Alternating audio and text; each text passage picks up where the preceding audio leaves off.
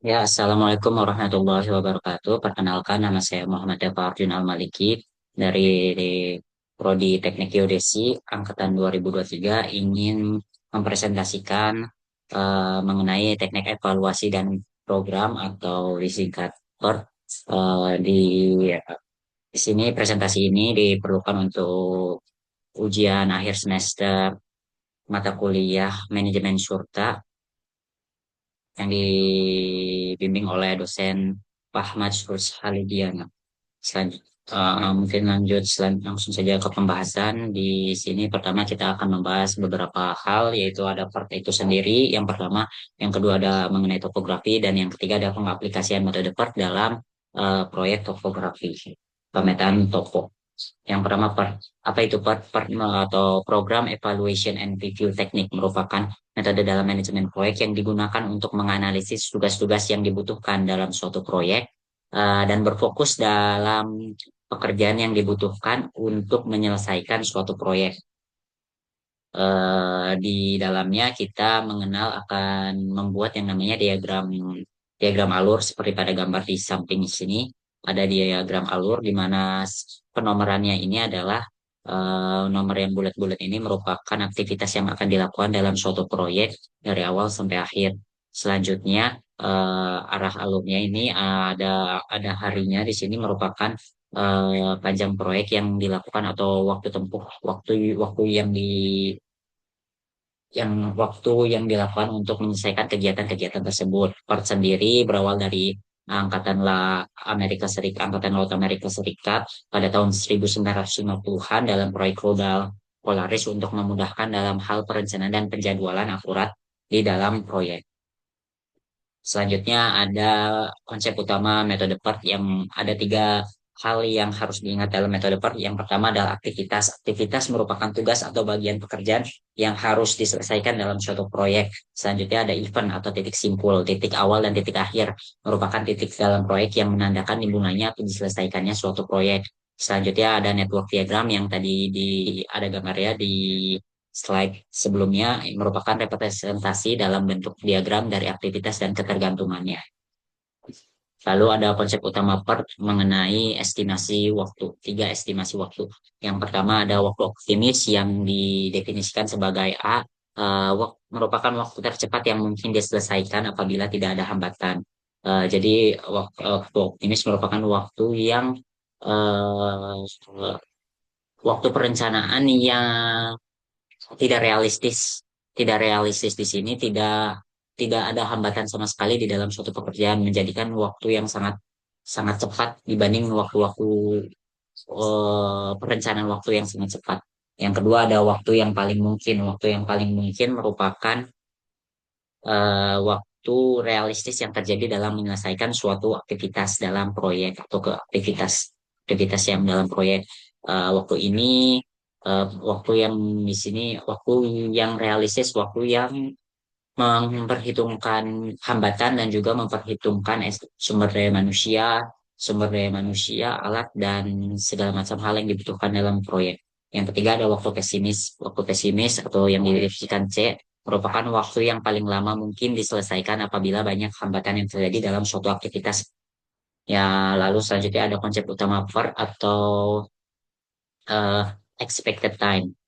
Di sini tadi sudah jelaskan waktu tercepat itu disimbolkan sebagai A, waktu yang paling mungkin terjadi disimbolkan sebagai B, dan waktu pesimis disimbolkan sebagai C. Rumus perhitungan waktu yang diharapkan atau rata-rata dari tiga estimasi waktu itu disimbolkan sebagai T dan eksil, yang dimana A ditambah 4 dikali waktu yang paling mungkin terjadi ditambah waktu pesimis lalu dibagi dengan 6.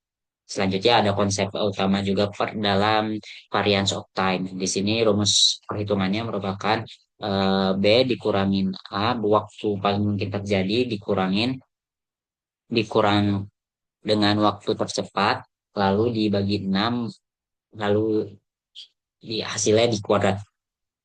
Selanjutnya ada tujuan penggunaan PER itu ada tiga, yaitu mengestimasi waktu proyek. Metode PER berfungsi untuk memberikan perkiraan durasi keseluruhan proyek dengan mempertimbangkan ketidakpastian dalam suatu aktivitas. Yang kedua ada identifikasi jalur kritis untuk menemukan urutan aktivitas terpanjang yang menentukan durasi keseluruhan proyek. Lalu ada mengatasi ketidakpastian nih, untuk menangani ketidakpastian durasi waktu tugas melalui penggunaan estimasi tiga waktu, waktu optimis, waktu paling mungkin, dan waktu pesimis. Selanjutnya di sini ada langkah-langkah dalam menerapkan implementasi yang pertama kita harus mengidentifikasi aktivitas yang apa saja aktivitas yang akan dilakukan dalam suatu proyek. Yang kedua ada menentukan ketergantungan antara aktivitas, apakah aktivitas B, aktivitas kedua ini harus hanya bisa dilakukan ketika aktivitas A ini sudah selesai. Seperti itu. Yang ketiga ada estimasi waktu, perkiraan waktu per aktivitas. Yang keempat ada perhitungan tentang expected time dan variance time. Yang kelima ada membuat diagram jaring, lalu selanjutnya ada identifikasi jalur kritis.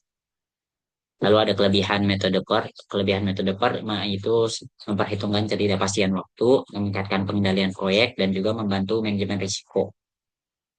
Lalu lanjut ke topografi. Apa itu pengukuran topografi? Pengukuran topografi merupakan salah satu pengukuran metode yang menggunakan metode terestris di dalamnya yang berfungsi untuk menggambarkan bentuk permukaan bumi atau relief permukaan tanah beserta fitur-fitur alam atau fitur buatan di dalamnya seperti sungai, jalan, rumah, irigasi, danau dan sebagainya macamnya dalam bentuk peta peta konvensional atau peta digital. Selanjutnya ada langkah-langkah dalam pengukuran topografi. Yang pertama ada tahap pendesainan, yang kedua ada tahap survei pendahuluan, yang ketiga ada tahap survei reconnaissance, yang keempat ada tahap pengukuran TDH, pengukuran TDV, lalu dilakukan pengolahan sampai pembuatan peta, lalu baru masuk ke dalam tahap pelaporan. Di sini kita membahas pengaplikasian metode PERT dalam proyek pemetaan. Langkah-langkah yang harus dilakukan dalam pengaplikasian metode PERT dalam pengukuran pemetaan topografi. Yang pertama harus melakukan penjadwalan perencanaan jadwal proyek. Di sini pada tahap ini kita melakukan perencanaan serta persiapan alat bahan dan sumber daya manusia yang dibutuhkan dalam setiap aktivitas yang dilakukan yang tadi disebutkan sebelumnya, serta menentukan kegiatan yang akan dilakukan sampai ke tahap laporan. Di dalamnya kita juga melakukan estimasi waktu pada tiap aktivitasnya dan juga estimasi biayanya. Lalu selanjutnya di mana estimasi waktu ini dibagi menjadi tiga yaitu waktu optimis, waktu paling mungkin, dan waktu pesimis. Lalu kita menghitung expected time untuk tiap aktivitas dan varias dari tiap aktivitas. Wah, oke. Selanjutnya kita langkah-langkah selanjutnya merupakan pembuatan diagram jaring. Dengan membuat diagram jaring ini, kita akan mengetahui hubungan antar aktivitas seperti flowchart yang untuk mengetahui atau mencari suatu jalur kritis dalam urutan aktivitas yang akan dilakukan. Lalu selanjutnya ada manajemen risiko keterlambatan, manajemen dengan metode PERT, manajer proyek bisa memonitor aktivitas yang rawan menyebabkan perlambatan. Karena di dalam metode PERT juga kita memperhitungkan nih yang namanya slack time atau waktu sisa yang masih bisa ada spare waktu yang spare waktu dalam suatu aktivitas yang ada. Selanjutnya di sini kita langsung implementasinya. Di sini bisa dilihat ini adalah identifikasi kegiatan metode PER dalam proyek survei pemetaan topografi. Di sini aktivitasnya kita simbolkan dengan A, B, C, D, sampai E, F, G, di mana yang pertama survei tahap desain. Tahap desain ini aktivitas yang harus selesainya itu tidak ada tahap desain, ada tahap awal dalam suatu proyek.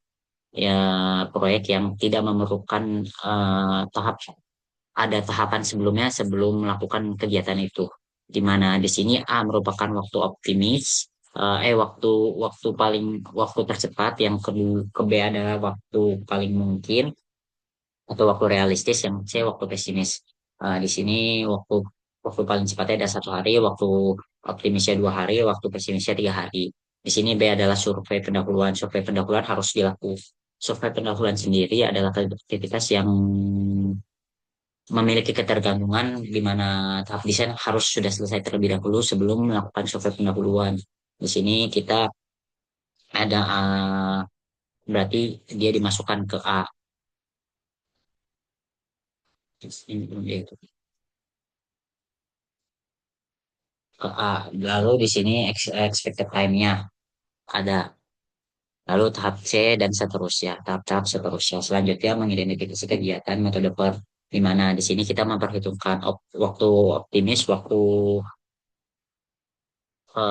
TE-nya itu sendiri atau sebutnya dengan waktu yang diharapkan. Memperhitungkan waktu yang diharapkan di sini ada TE dan varians waktu. Dengan rumus TE adalah A ditambah 4 dikali B, lalu ditambah C baru dibagi 6. Di sini mendapatkan hasil yang berbeda-beda. Dua hari, 3 hari, 4 hari, 5 hari, 6 hari, 7 hari, dan 5 hari. Terus selanjutnya ada variansia. Variansia adalah B dikurangin A, lalu waktu optimis dikurangi waktu cepat, lalu dibagi 6 baru diakarkan. Selanjutnya kita membuat diagram jaring. Di sini diagram jaringnya dapat dilihat ada 7 kegiatan yang dalam proyek topografi ini dan juga ada titik awal dan titik akhir atau tadi yang namanya node atau disebut node lah. Di sini titik awalnya merupakan titik start dan titik endnya titik akhir dari suatu proyek. Di sini penjelasan terlebih dahulu mengenai diagram per. Di sini diagram per A di sini merupakan suatu simbol aktivitas yang menjelaskan suatu simbol aktivitas atau kegiatan yang akan dilakukan. Lalu ada TE. TE merupakan durasi aktivitas atau eh, wak- waktu durasi aktivitas yang tadi telah dihitung melalui rumus dan ada di tabel. Selanjutnya ada IS atau early start merupakan waktu yang mulai paling awal dan IF adalah selesai paling awal. Lalu ada mulai paling lambat latest start dan juga selesai paling lambat atau latest finish. Perhitungan IS dan IF ditentukan, early start dan early finish ditentukan selama forward pass. Jadi forward pass di sini maksudnya adalah dari start menuju ke finish line atau end di sini. Sedangkan uh, let start dan let finish ditentukan backward pass. Backward pass di sini maksudnya dari akhir ke awal. Jadi terbalik terbalik dengan penentuan IS dan IF. Di sini pertama kita harus memasukkan terlebih dahulu nilai TE ke dalam tabel yang ada di tabel ke dalam diagram telur. Di sini bisa dilihat start dimulai dari nol karena tidak ada perkiraan waktu pada saat memulai. Lalu tahap desain ada dua, tahap tahap tahap survei pendahuluan ada tiga, tahap survei reconnaissance ada empat, tahap pengukuran KDH 5, KDV 6, lalu pelaporan 7, selanjutnya eh, pengolahan 7, pelaporan 5 dan kembali lagi ke nol. Begitu. Ya, selanjutnya setelah memasukkan eh, waktu yang diharapkan, kita memasukkan nilai IS dan IF, early start dan early finish. Di sini early start, early finish memiliki rumus seperti ini. IS merupakan nilai dari IF kegiatan sebelumnya. Jadi nilai pada kegiatan A, IS di sini adalah nilai pada kegiatan IF atau early finish kegiatan sebelumnya. Di mana pada saat start semuanya adalah nol. Makanya di sini nilai IS-nya adalah nol. Selanjutnya nilai IF-nya adalah nilai IS ditambah waktu. Nilai IS ini ditambah waktu menghasilkan nilai IF pada suatu kegiatan. Nol ditambah 2 menghasilkan nilai 2. Dan seterusnya selanjutnya sampai ke akhir. Nah, untuk ada suatu cabang di sini seperti eh, dari E ke F, tahap tahap tahap pengolahan dilakukan setelah tahap kedua pengukuran KDH dan KDV selesai terlebih dahulu. Makanya di sini E-nya ini berseberangan menjadi salah satu faktor penentu F ini bisa dilakukan terlebih dahulu. Di sini bisa dilihat dan jika ditemukan satu titik berasal dari dua titik, satu titik ini berasal dari dua titik, maka dilakukan forward pass dari kiri ke kanan dengan cara mencari angka yang paling besar dari kiri ke kanan dan mencari angka yang paling besar. Di sini nilai akhirnya adalah 8 dan di sini nilai akhirnya ada 12, maka kita memasukkan nilai 12 di dalam diagram aktivitas F. Lalu selanjutnya ditambah 7 dan 19 seperti yang Ini juga yang dijelaskan sebelumnya sama nih untuk hasil akhirnya mengambil nilai yang paling besar juga. Makanya di sini mengambil nilai 19. Selanjutnya menghitung nilai let's start dan let finish. Di sini let finish merupakan nilai yang didapatkan dari nilai let's start sebelum kegiatan sesudahnya. Karena di sini backward fast, di mana kita memulai dari eh, akhir proyek lalu ke awal proyek. Maka dari itu nilai nilai let's start ya ditentukan dari nilai eh, let finish sebelumnya. Dan juga nilai let's startnya ini ditentukan dari nilai lab finish dikurangin dengan waktu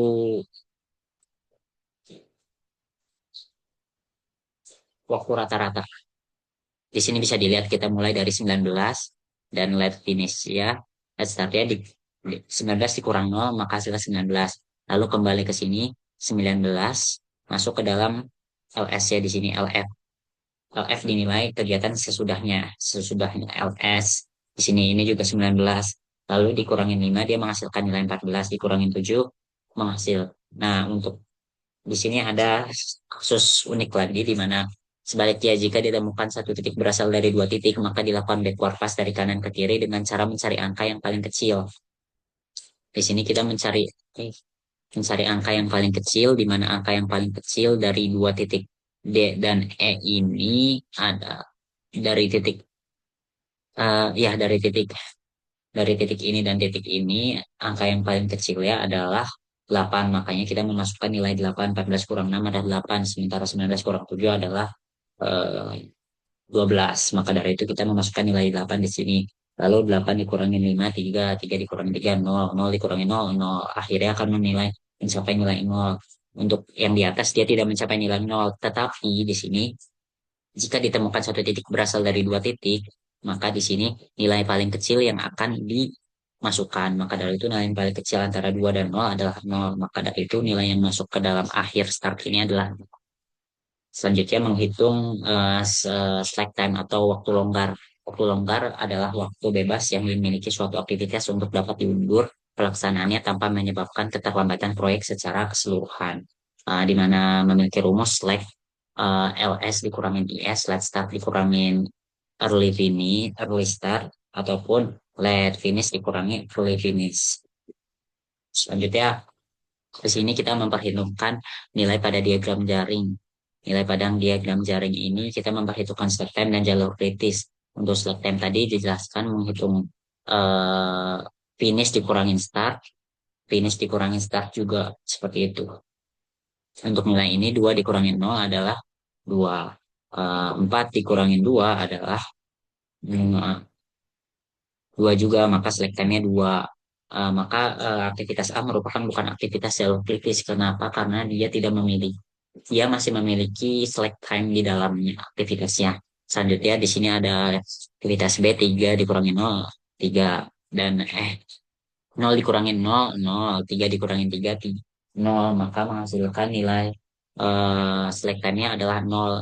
Ini merupakan termasuk ke dalam jalur kritis karena dia tidak memiliki waktu longgar di dalam suatu aktivitas ya. Maka dia termasuk ke dalam jalur kritis dan selanjutnya seperti itu semua sama. Lalu di sini bisa dilihat jalur kritis yang dihasilkan dari tabel tadi ada 3 jalur kritis yang ada dalam kegiatan proyek survei pemetaan topografi di sini. Yang pertama ada di arah di aktivitas B, lalu di aktivitas D, dan juga dari aktivitas F. Ada 3 aktivitas ke jalur kritis yang yang didapatkan dari estimasi menggunakan metode PERT. Mungkin sekian untuk penjelasan metode PERT dalam implementasinya survei pemetaan topografi. Mohon maaf apabila ada kata salah kata. Wassalamualaikum warahmatullahi wabarakatuh.